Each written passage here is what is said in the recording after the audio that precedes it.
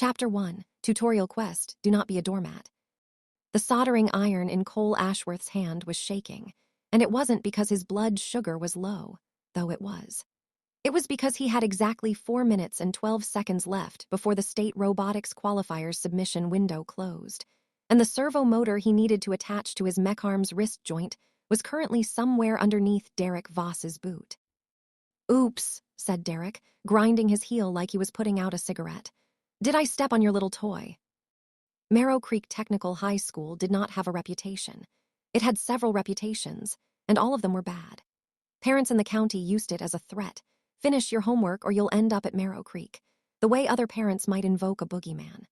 The school's baseball team had been banned from 2 state tournaments for reasons the administration described only as conduct issues, and everyone else described as attempted homicide with an aluminum bat. The vending machines had bullet holes in them. Nobody knew from what. Nobody asked. And somehow, in the middle of all that, there was a robotics club. 6 members. A budget that could generously be called a joke, and more accurately be called non-existent. A faculty advisor, Mr. Coleman, who mostly just signed forms and prayed nobody in the club got stabbed before the semester ended. Cole was the only reason the club still existed. He rebuilt things. Actual, functioning, competition-grade things out of scavenged parts, stubbornness, and the kind of late nights that left permanent gray smudges under his eyes. He'd built a hydraulic gripper arm out of a broken umbrella and a windshield wiper motor. He'd built a line-following bot that could out-corner robots built by schools with actual budgets. He was, by any honest measure, brilliant.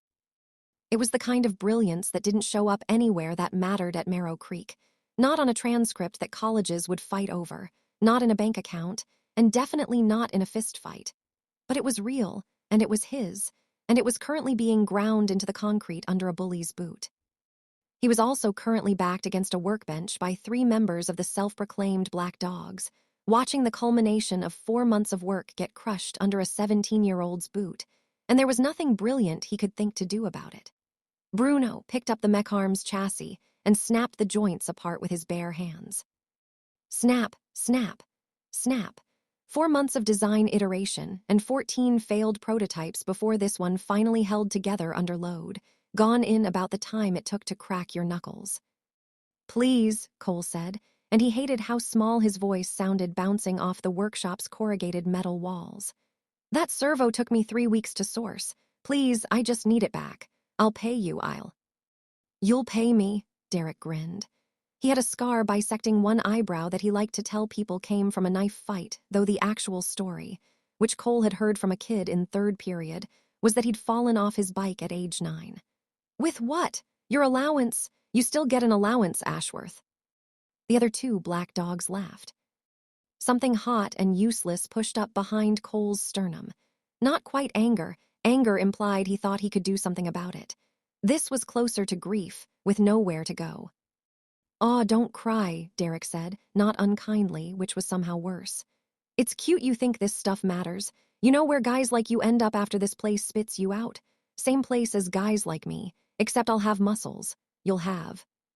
He gestured at Cole, up and down, taking in the too big school blazer, the burned scars on his fingers from 100 soldering accidents, and the trembling.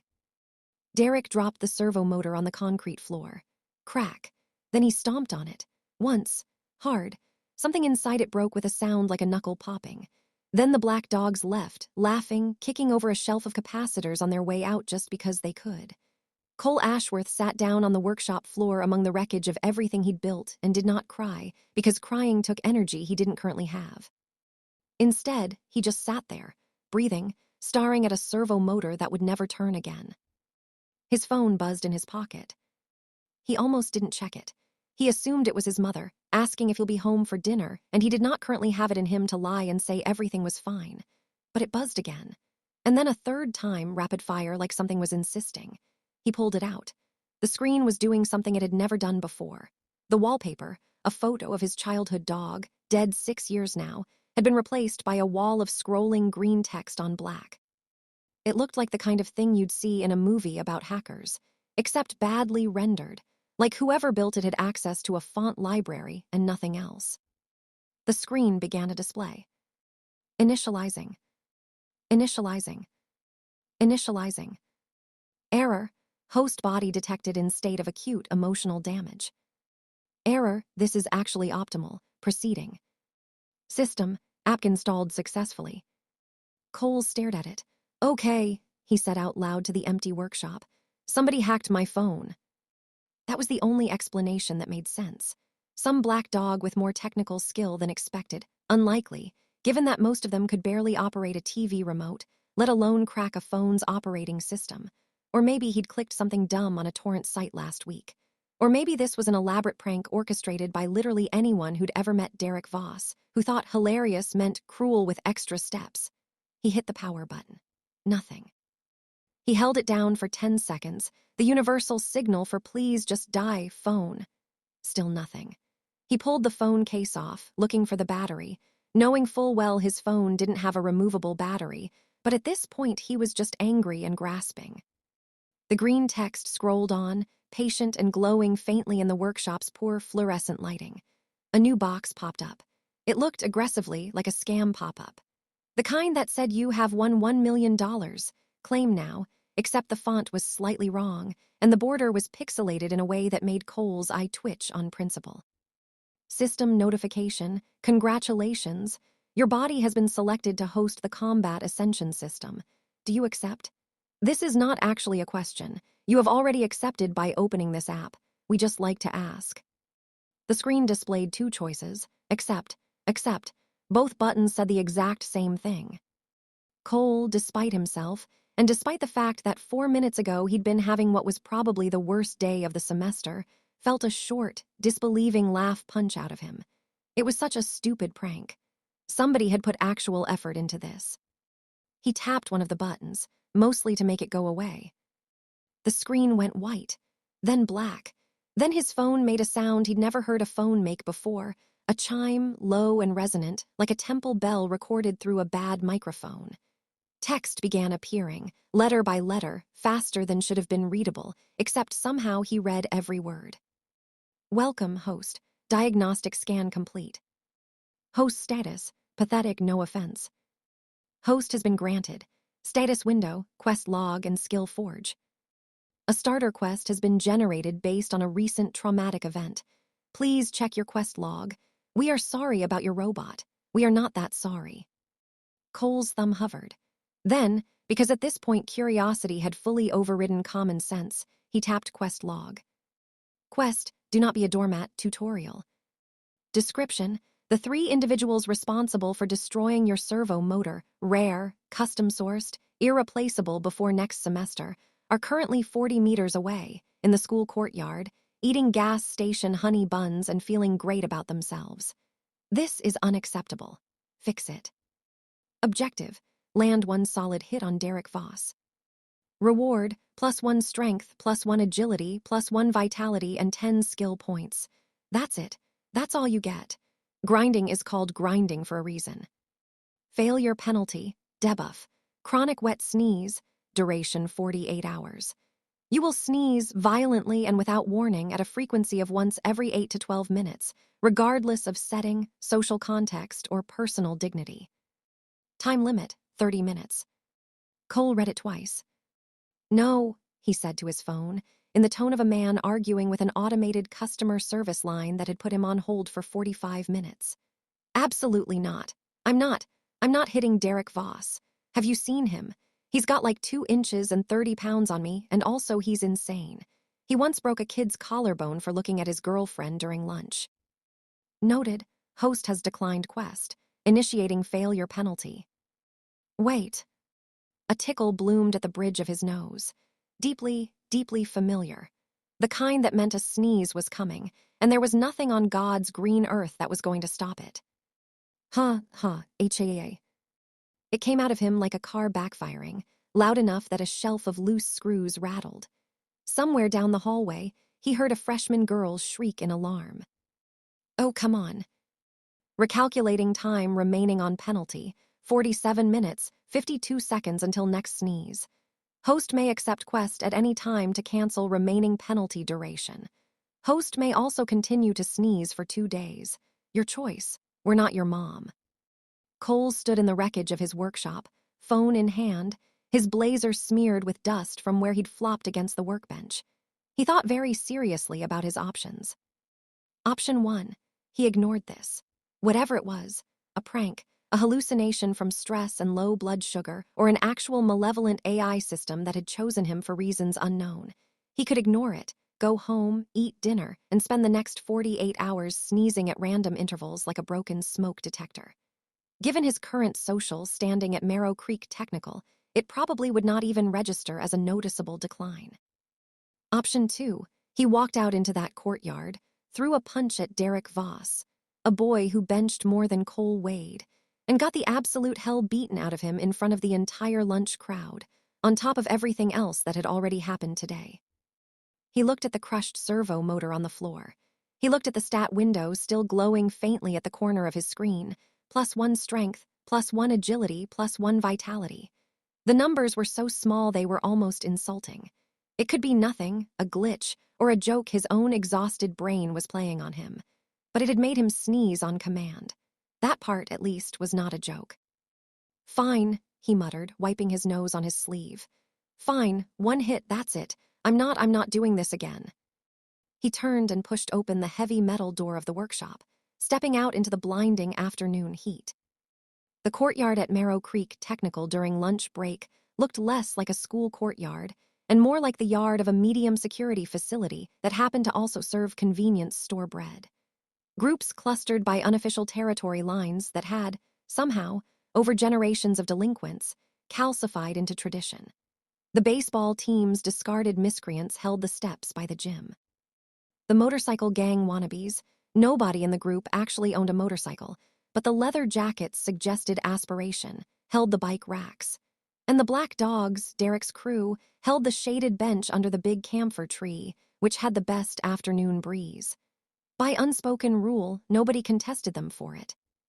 Cole had never once in 3 years set foot within 10 meters of that bench.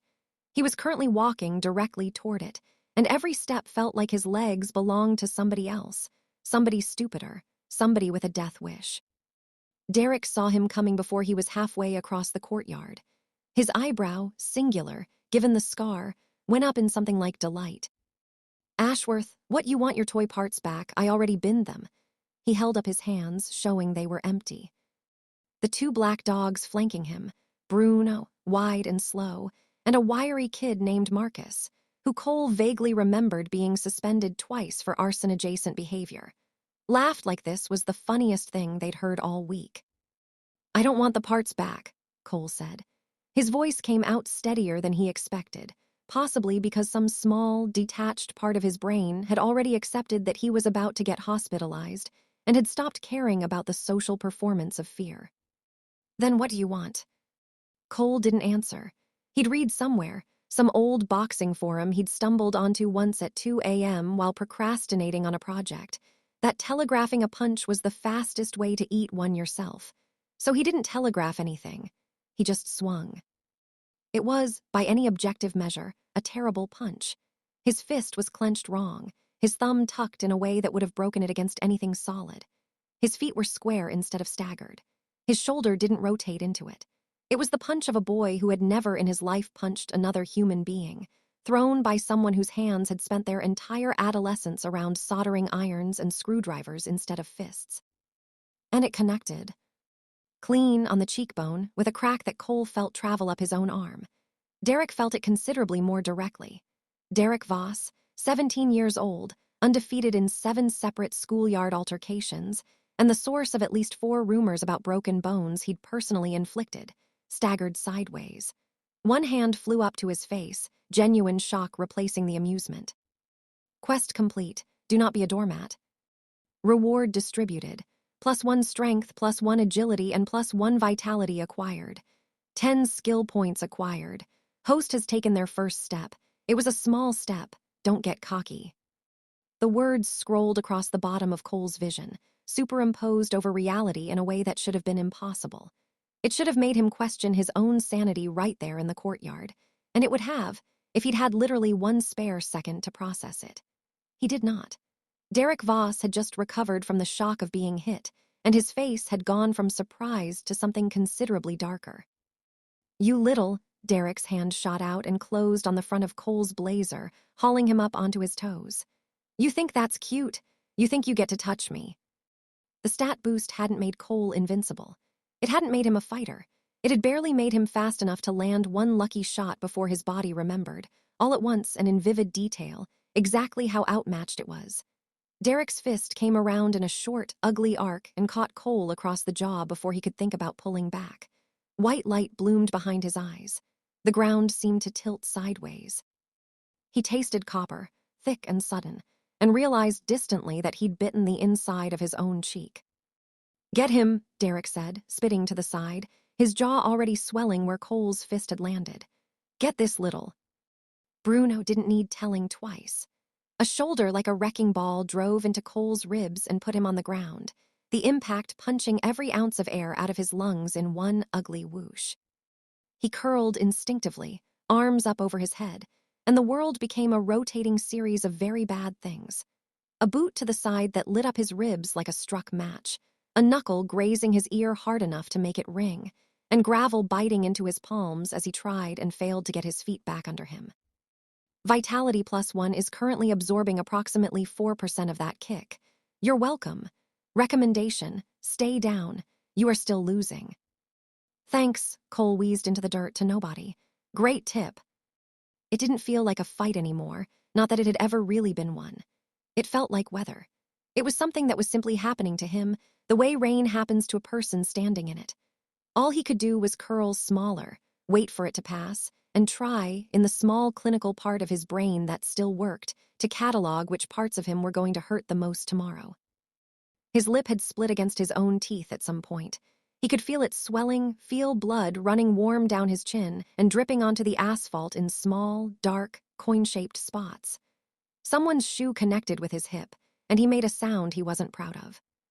It went on for what felt like a very long time, but it was, by any outside measure, probably less than 20 seconds. Then, distantly, a whistle blew. A teacher's voice, sharp and irritated, cut across the courtyard. Mrs. Alvarez, on lunch duty, who had clearly seen enough scuffles in her career to know exactly what one sounded like from 200 feet away.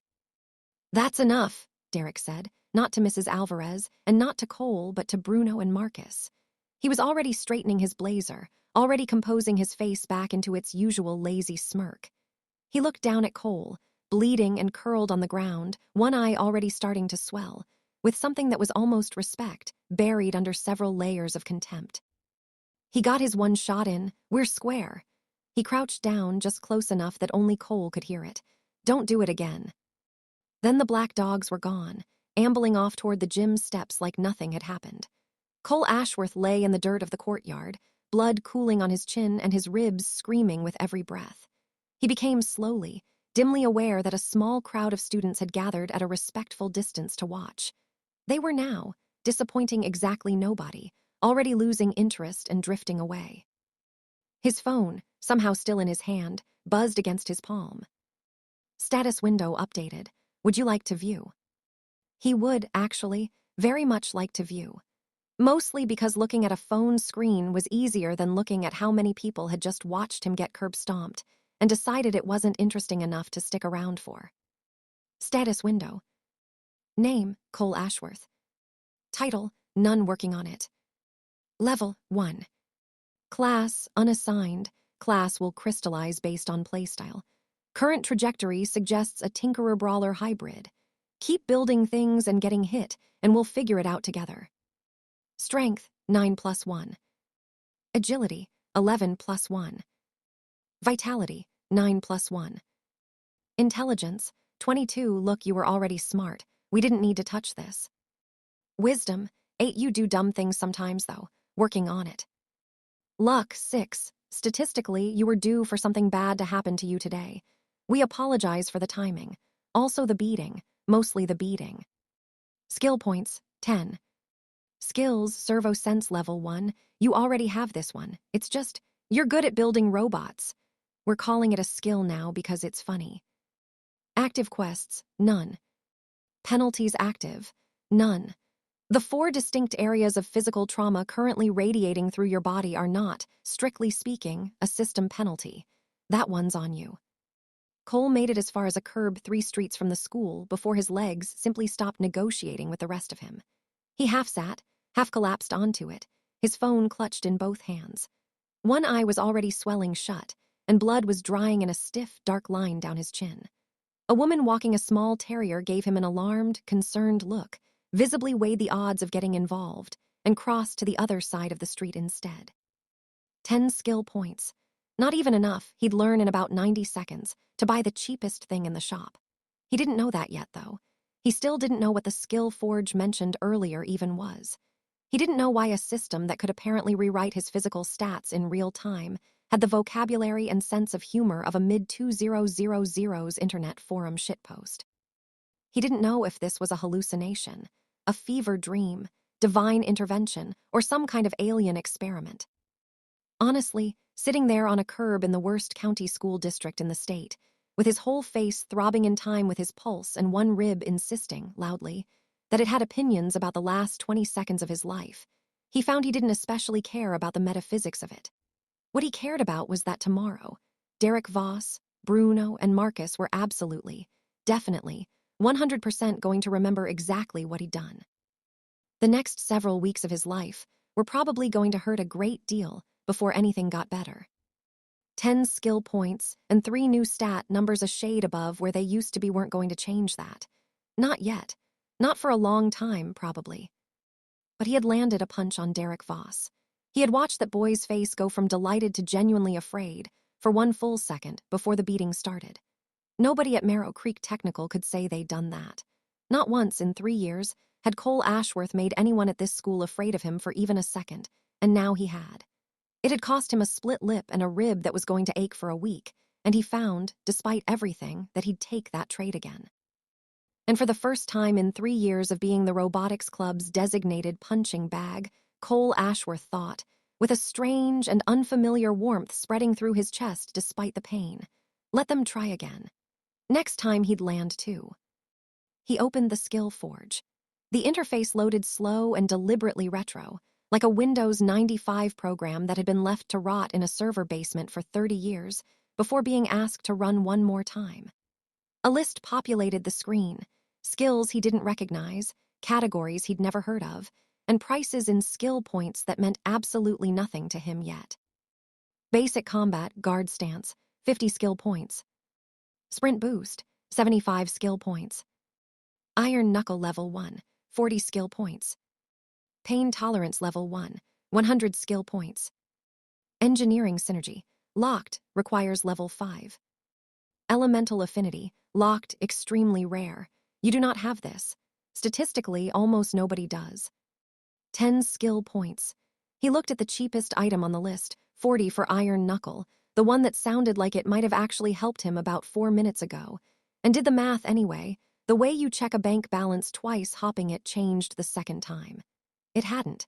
He was 30 short of the cheapest thing that might stop this from happening again tomorrow.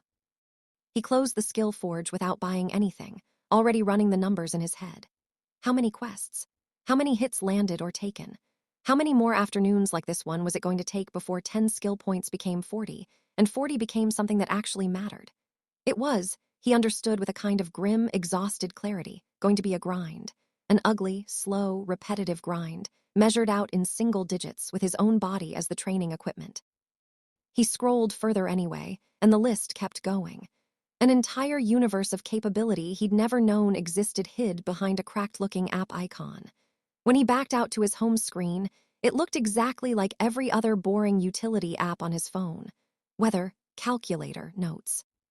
System, app nestled between them, unassuming, patient, and Cole was increasingly certain, about to completely demolish the remaining shreds of his normal, predictable, miserable little life, one small and expensive point at a time. Behind him, the sun was starting to go down over the rooftops of a city that had absolutely no idea what was about to start happening to its criminal underworld. Slowly, painfully, one lucky punch and